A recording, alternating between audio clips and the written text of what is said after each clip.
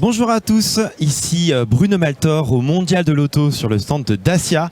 Aujourd'hui, j'ai l'honneur, que dis-je, vraiment le prestige de recevoir une invitée de marque, Joanne Defay. Salut Joanne. Salut, ça va? Ça va et toi? Ouais, très bien, merci. Est-ce que tu peux te présenter rapidement et nous parler un petit peu de ta passion pour la pétanque? C'est faux. Pour le surf, s'il te plaît.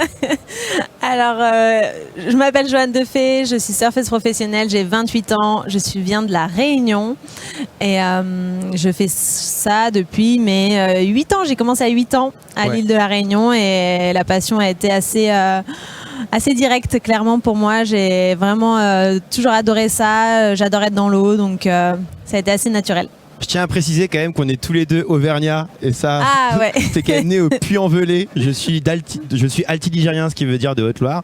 Et quand même, je me dis que t'as pas forcément chopé la passion pour le surf en Haute-Loire quand même. C'est vrai, c'est un truc de dingue. Mes parents ont déménagé, j'avais 20 mois à La Réunion, donc peu note, mais bon, quand même, je me sens un petit peu ilienne. Et il me semble que tu as vécu une de tes années au final avec le plus gros succès. Tu as fini 3e aux mondiaux, si je dis pas de bêtises. Comment tu as vécu ça? Est-ce que tu t'estimes que tu es au sommet de ta carrière un petit peu en ce moment ou comment ça se passe? Alors, effectivement, je me sens vraiment bien dans mon surf en ce moment. Je pense que le surf en compétition requiert aussi beaucoup d'expérience et je la gagne au fur et à mesure des années. C'était ma 9e année sur le World Tour cette année. Donc, j'ai fini 3e au classement général. On a eu 10 Coupes du Monde. Et donc voilà, c'était assez intense. Et, mais je me sens bien. Je pense que mon rapport à la compétition aussi évolue. Comment dire, juste peut-être je stresse un peu moins. Non mais concrètement voilà, je me sens de mieux en mieux et j'apprécie vraiment ce que je fais, donc c'est chouette. Ok, moi ce qui peut m'impressionner vraiment, c'est tout ce qui va être préparation mentale, physique. Comment tu gères un peu tout ça, justement, ce côté c'est quand même, tu es une athlète de haut niveau. Comment ça se passe un peu ton quotidien? C'est quoi le quotidien de Joanne? Alors c'est beaucoup de voyages, on en a déjà parlé, mais voilà, beaucoup de voyages. Je pars loin de chez moi, pratiquement 8 à 9 mois sur 12. Je suis loin. C'est plus qu'un blogueur voyage, hein. Vraiment, c'est beaucoup là. Hein, 8 à 9 mois par an. C'est beaucoup, mais c'est vrai que c'est intéressant. Ça fait partie du surf et de la culture du surf aussi. On surfe des vagues complètement différentes à chaque fois et ça fait partie d'un surfeur complet de pouvoir surfer tous ces différents types de vagues. Donc ça fait partie de l'entraînement, de pouvoir s'adapter à toutes les vagues. Et quand je suis chez moi à l'intersaison, c'est là où je vais faire pratiquement toute ma prépa physique, ma prépa mentale, un peu en amont.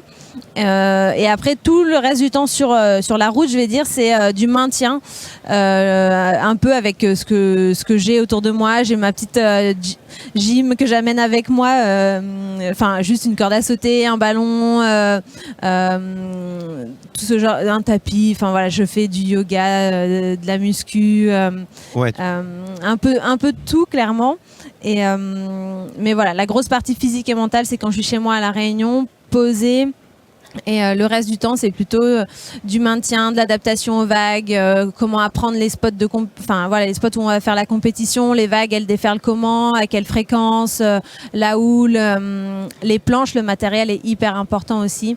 Donc, il y a pas mal de préparation en amont et sur le moment. C'est 2 types de préparation, je dirais. Ouais, parce qu'aujourd'hui, tu as été accompagné à partir de quel âge au final? Alors le surf, c'est un sport privé, donc et c'est américain, donc on n'a pas beaucoup de structures en fait en France qui nous suit, comme on peut comparer à d'autres sports ici, comme en foot, rugby, etc. Donc c'est un peu genre aléatoire. Mes parents m'ont beaucoup soutenue. J'ai fait un peu ce que je pouvais jusqu'au bac. En faisant beaucoup de compétitions en même temps. J'ai raté beaucoup d'écoles, mais finalement j'ai eu le bac, donc j'étais bien contente. Félicitations.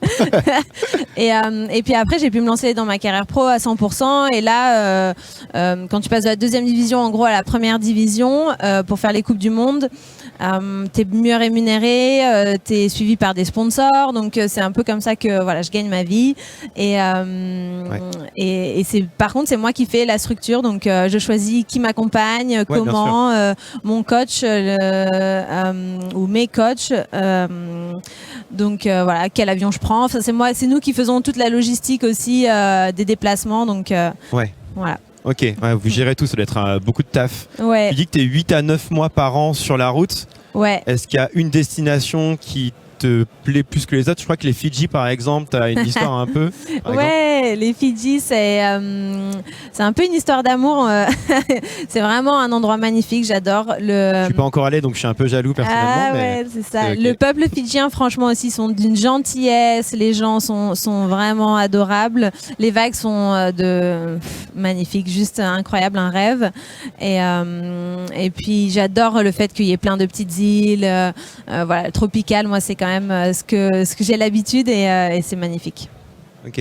Tu parlais rapidement tout à l'heure des autres activités que tu peux faire en dehors du surf. Justement, c'est quoi, comment tu te ressources au final au quotidien, parce que ça doit être hyper intense comme métier évidemment.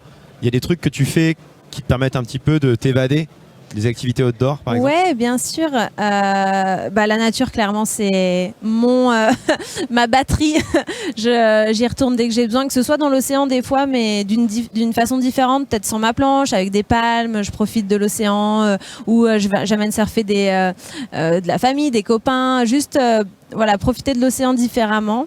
Mais j'adore aussi aller en montagne, profiter du silence aussi des fois, parce qu'à la mer on a toujours le bruit des vagues qui cassent et tout, et c'est vrai qu'en montagne ce côté silencieux ça me ressource beaucoup. Ouais. Et après je fais des activités comme le yoga que j'aime bien faire aussi dehors si je peux, et puis après il y a les gens aussi, ma famille, je me ressource avec les gens.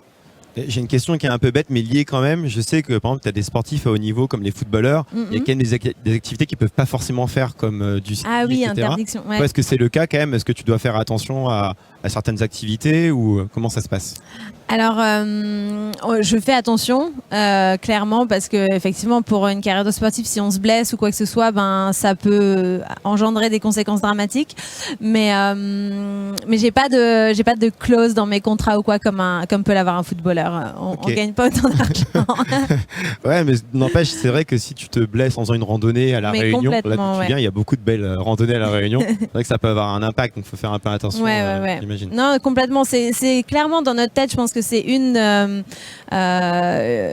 un stress d'athlète, de tous les athlètes confondus, qu'on peut avoir quotidiennement, en mode voilà, faut toujours calculer le risque. Ok, ça en vaut la peine ou pas? Je sais pas. C'est lever de soleil au Maïdo par exemple. Alors depuis quelques temps, tu es en partenariat avec Dacia concernant notamment ta voiture. Tu as un Jogger, si je dis pas de bêtises. Exactement. Qu'est-ce que tu en penses de ce véhicule? Ma nouvelle chouchoute, c'est ma nouvelle chouchoute. J'adore ce véhicule. Franchement, j'ai pas mal profité cet été, après la saison en septembre, fin d'été, avec mon Jogger, et j'adore parce que c'est grand et que moi j'amène ma vie avec moi dans ma voiture tout le temps, et aussi que le surf est un sport tellement aléatoire, donc des fois en fait on va à la mer, on regarde les vagues et puis c'est pourri, ou il y a du vent, et c'est pas forcément l'idéal. Du coup souvent j'ai un backup plan un peu dans ma voiture, dans mon coffre. Ah ouais, tu peux tout prendre en fait. Voilà, c'est un peu ça. C'est un peu le concept. Donc je vais avoir mes baskets, un skate, voilà, et pouvoir juste l'adaptation, l'espace, c'est vraiment juste du luxe quoi pour moi. Et justement, question qui peut paraître un peu bête, mais qu'est-ce qu'une Surface Pro peut mettre dans son coffre, à part une planche? Déjà, t'en prends plusieurs des planches? J'en prends plusieurs, encore une fois, pour les conditions, parce qu'en fait quand les conditions changent, je change de planche généralement, donc le matériel est beaucoup plus complexe qu'on peut penser. Donc j'ai pas mal de planches par exemple? 27 000. 27 000. Non, quand je pars pour une compétition, par exemple, si c'est une étape, j'ai entre 8 et 12 planches. Si j'ai 2 ou 3 étapes, je vais partir entre 10 à 17 planches.